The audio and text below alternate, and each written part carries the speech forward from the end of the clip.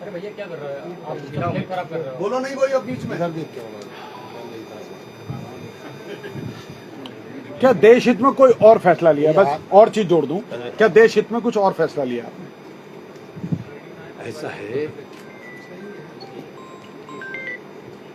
हम देश हित वाले लोग हैं और देश का अमन व अमान हमारी प्राथमिकता है। देश में अफरा तफरी का माहौल न बने, देश में भाईचारे का माहौल बना रहे, हिंदू मुसलमान टकराव की नौबत न आए, इसका हमने सबूत भी दिया। पिछले जुमे को हमने सबूत भी दिया। हिंदू समाज का जो कार्यक्रम था उसकी वजह से हमने अपनी तारीख हटाई। लोगों में नाराजगी भी हुई लेकिन हमने उन्हें समझाया। तो हम मुसलसल,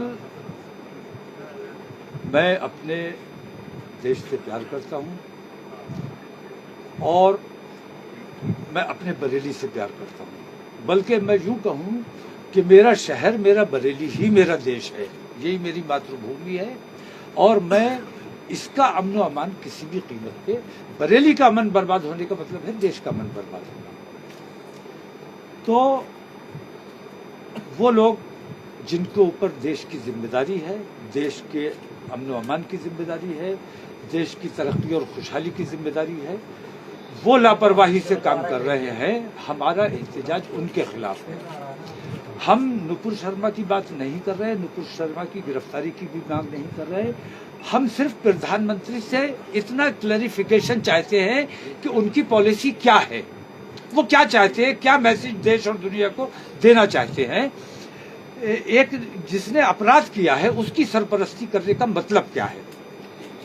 हमें इतना सा क्लैरिफिकेशन चाहिए। जिस दिन प्रधानमंत्री अपनी जबान खोल देंगे, अपना बयान जारी कर देंगे, उसके बाद हम कोई धरना प्रदर्शन नहीं करेंगे, कोई एहतजाज नहीं किया जाएगा।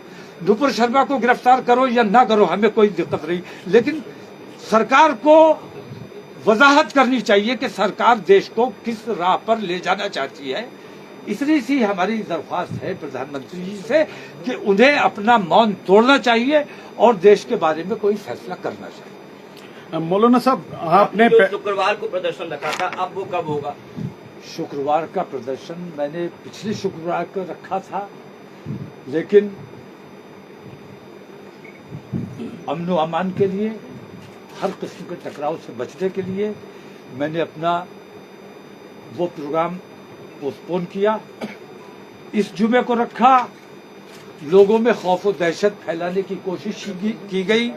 पुलिस ने हमारे उलमा को, हमारे अइम्मा को मस्जिदों जाके टेरराइज करने की कोशिश की। ये तरीका अच्छा नहीं है। कॉल मेरी है, मैंने बुलाया है, जो बात करनी है मुझसे करो। उन लोगों को डराने धमकाने और मुकदमों का खौफ दिखाने और बुलडोजर का खौफ दिखाने की कहाँ गुंजाइश बनती है। मैं बैठा हूं, बुलडोजर चलाओ या गोली चलाओ, मुझ पर चलाओ। लेकिन जिला प्रशासन से अभी मेरी मीटिंग हुई, उन्होंने अपनी कुछ दिक्कतें बताई। अपने उलमा के किसी भी किस्म की, हम अपने उलमा को दिक्कत में नहीं डालना चाहते, अपने इमामों को दिक्कत में नहीं डालना चाहते और हम ये बताना चाहते हैं, जिला प्रशासन को भी ऐसा लगता है शायद कि जुमा होगा तो भीड़ बहुत ज्यादा होगी।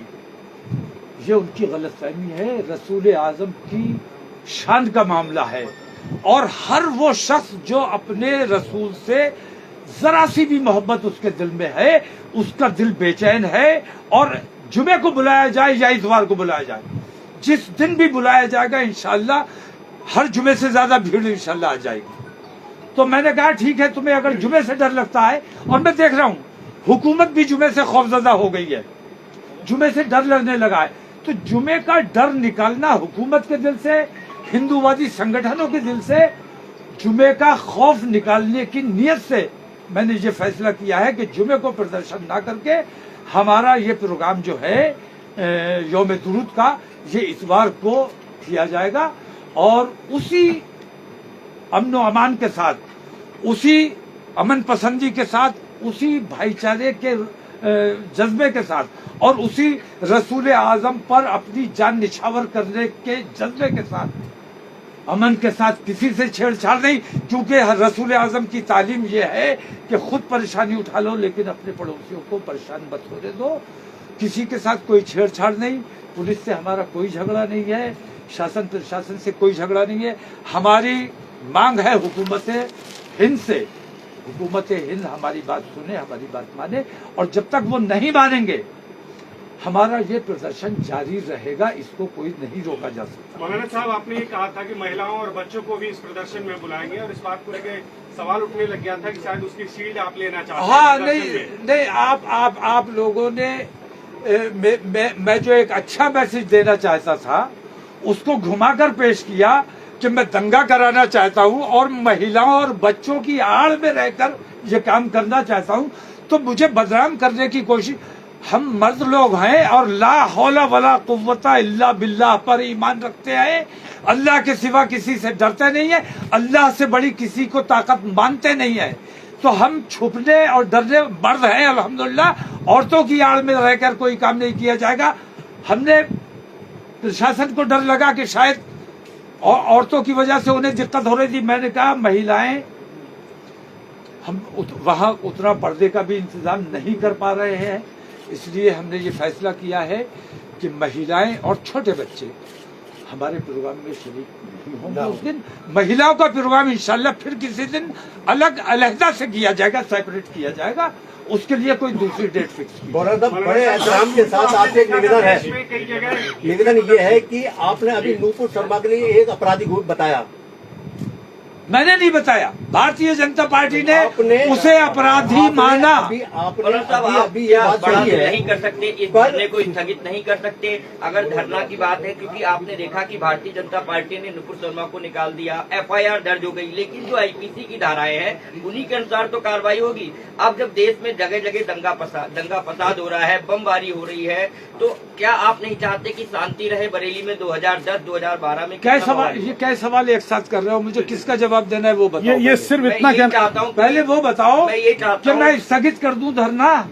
हम लोग यही भाई तुमने गांधी जी को ये मशवरा क्यों नहीं दिया था कि आप स्थगित कर दीजिए, आप कोई धरना प्रदर्शन मत कीजिए, आप कोई सत्याग्रह मत कीजिए। हम अपने देश, क्योंकि उस टाइम लड़ाई अंग्रेजों से थी। एक मिनट, अंग्रेजों से लड़ाई नहीं थी, नफरतों से, बुराइयों से, खराबियों से लड़ाई थी, गुलामी के खिलाफ लड़ाई थी, और हम गुलाम बन के रहने के लिए तैयार नहीं है।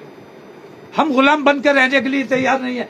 हमारी लड़ाई अपने देश को आतंकवाद से, नफरत से, दंगे फसाद से और इन तमाम चीजों से निजात दिलाने के लिए ये आजादी की लड़ाई है। अब किससे आजादी चाह रहे हैं आप? मैं नफरतों से, दंगे फसाद से, जो नफरतों का माहौल बना दिया, हिंदू मुस्लिम भाईचारा मैं बनाना चाहता हूँ। अगर आप प्रदर्शन नहीं करेंगे तो दंगा भी नहीं होगा, कोई पथराव भी नहीं होगा, आगजनी भी नहीं होगी। मेरे प्रदर्शन करने से दंगा होगा? क्या पता कुछ ऐसे शरारती लोग आ जाएं, आपकी इमेज खराब हो जाए। मेरे प्रदर्शन करने से किस वजह से दंगा? क्या पता आपकी इमेज खराब करने के लिए कुछ लोग साजिश कर दें, इसलिए बेहतर है कि आपने स्थगित कर दिया जाए। ये काम तो आप मुसलसल कर रहे हो। मुझे हर चैनल पे बहुत कायदे से विलन बना के पेश किया जा रहा है। मैं आप लोगों से शिकायत भी नहीं कर रहा हूँ। आप लोगों ने किस बुरी तरह से, मैंने अपना कलेजा निकाल के रखा आपके सामने, और आपने कहा कि आतंकवादी मौलाना है, जहरीला मौलाना है। ये बहुत तकलीफ। आप लोग आतंकवाद परोसने का काम कर रहे हो। आप लोग ये सवाल क्यों नहीं करते कि 2014 से पहले जो बम फटा करता था गांव-गांव, बस्ती, हर जिले में, हर सूबे में, वो बम अब क्यों नहीं फटता है? आपको ये सवाल उठाने चाहिए। आप नहीं उठाओगे क्योंकि आप चाटुकारी करने वाले लोग हैं। आप प्रधानमंत्री के चाटुकार हैं।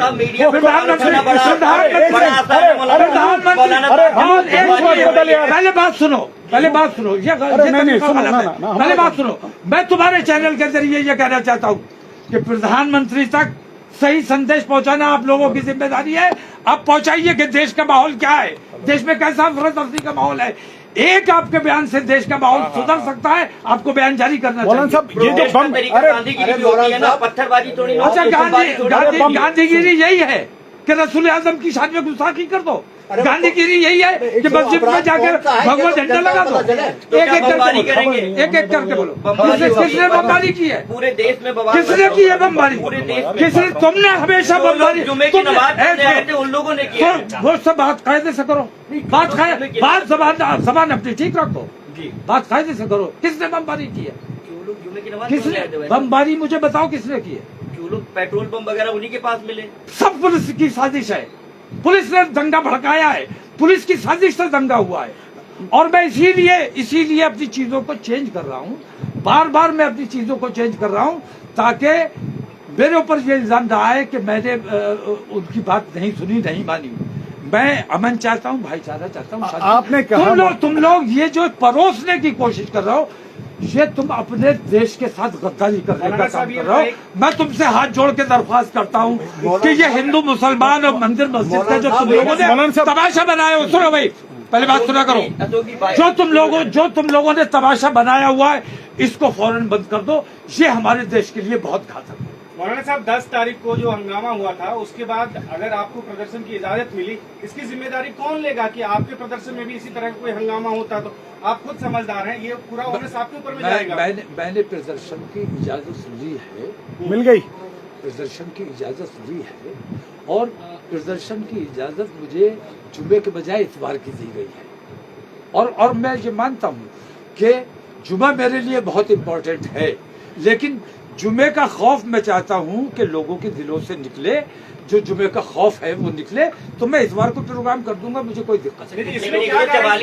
हजरत साहब, एक सेकंड अनूप, एक सेकंड हजरत, जैसा कि आपने कहा अभी कि भाई पुलिस ने दंगा करा दिया, जो जिन जगहों पे दंगा हुआ वहां पे पुलिस की भूमिका थी, आपने ये जो कहा, तो फिर अगर ऐसी आशंका आपको लगती है कोई और दंगा करता है, तो फिर इसको क्यों ना फिर इस चीज को टाल के कोई और रास्ता निकाला जाए? मैंने पुलिस और प्रशासन का भरपूर सहयोग किया है, और पुलिस और प्रशासन से ज्यादा मैं अपने बरेली के अपने हिंदू भाइयों पर ज्यादा भरोसा करता हूं, ज्यादा विश्वास करता हूं, क्योंकि वो मेरा किरदार जानते हैं। और मुझे यकीन है कि अगर मेरे इस प्रोग्राम में किसी किस्म की गड़बड़ कोई करने की कोशिश करता है तो मेरे हिंदू भाई उसे रोकेंगे। मेरे हिंदू भाई बरेली में किसी किस्म का फितना नहीं करने देंगे। मौलाना साहब, जो कितने लोगों की परमिशन ली है आपने? कितने लोगों की परमिशन? मैं संख्या नहीं बता सकता। मौलाना साहब, 144 लगी, उसमें तो कम लोग जा सकते हैं। 144 परसों भी लगी हुई थी, जब वो लोग ज्ञापन देने नारे लगाते हुए और जुलूस के साथ गए थे। कौन लोग गए थे आप बताइए? मीडिया के लोग तो आप हैं। बरेली में इतना बड़ा कार्यक्रम हो गया, मेरे खिलाफ ज्ञापन दिया गया, नारे लगाते हुए वो लोग गए, जुलूस की शक्ल में गए। 144 नहीं थी क्या? मेरे लिए 144 है। मौलाना साहब, मौलाना साहब, आपका एक दिल्ली में आपका बयान है, दिल्ली में आपने बयान दिया, उसमें कहा है कि इस बेईमान हिंदुस्तान में हमें नहीं रहना है, इससे अच्छा तो हमें जेल में डाल दो। मैं कहता हूँ अपना तरीका दुरुस्त करो, जो बेईमानी कर रहा है उसे जेल में डाल दो। और अगर तुम इतनी सी ईमानदारी नहीं दिखा सकते तो फिर हमें जेल में डाल दो, हमें इस बेईमानी के साथ नहीं जीना है। इसमें कहा क्या करेंगे? जो बेईमान है, जो देश को नुकसान पहुंचा रहा है, जिस देश का माहौल खराब कर रहा है, उसको आजाद तुमने छोड़ा हुआ है। आपने अभी कहा कि नुपुर शर्मा पे इस किस्म की धाराएं नहीं बनती हैं। प्रोफेसर रतन लाल पे कौन सी धाराएं, उनका क्या कसूर था जो उन्हें गिरफ्तार किया गया? एक लीची जिसने वायरल कर दी थी, उस पे कौन सा ऐसा जुर्म बन गया था जो उसे गिरफ्तार कर लिया गया? रोजाना मुसलमानों को गिरफ्तार किया जा रहा है, तो मुसलमानों के लिए सारी धाराएं हैं, नुपुर शर्मा के लिए तुम्हारे पास कोई धारा नहीं है। मौलाना साहब, एक सवाल मेरा है, दूसरे लोग भी हैं, एक मिनट, अरे एक सवाल है, ये भी प्रेस है लोकल की भाई। नुपुर शर्मा अपराधी है, उसने कौन सा अपराध किया जिससे अपराध घोषित किया जा रहा है? हमने सर्वे किया, सर्वे में अधिकांश लोगों से मालूमात करा कि साहब वो गुनाह क्या है वो पता चल जाए, वो गुनाह कोई नहीं बता पा रहा है। आप इसको रोशनी में डालें। आप वो वीडियो देख लीजिए, वो सर्च कर लीजिए, मिल जाएगा आपको। आप मीडिया के लोग हैं और आप मुझसे इस किस्म का सवाल कर रहे हैं, ये तो अच्छा नहीं मालूम होता। हजरत अरे रुक जाओ, एक सेकंड रुक जाइए नफीस भाई, अब 5 मिनट हम मौलाना साहब एक चीज जानना चाह रहे हैं, ये प्रदर्शन कम शब्दों में जरा ये बताएं किस दिन होगा, क्या मुद्दे रहेंगे? 20 सेकंड में कम शब्द। हमारा प्रदर्शन इतवार, आने वाले इतवार को होगा और उसमें किसी किस्म की नारेबाजी नहीं की जाएगी, प्रदर्शन नहीं किया जाएगा, जाम नहीं किया जाएगा, सड़कों पर घेराव नहीं किया जाएगा।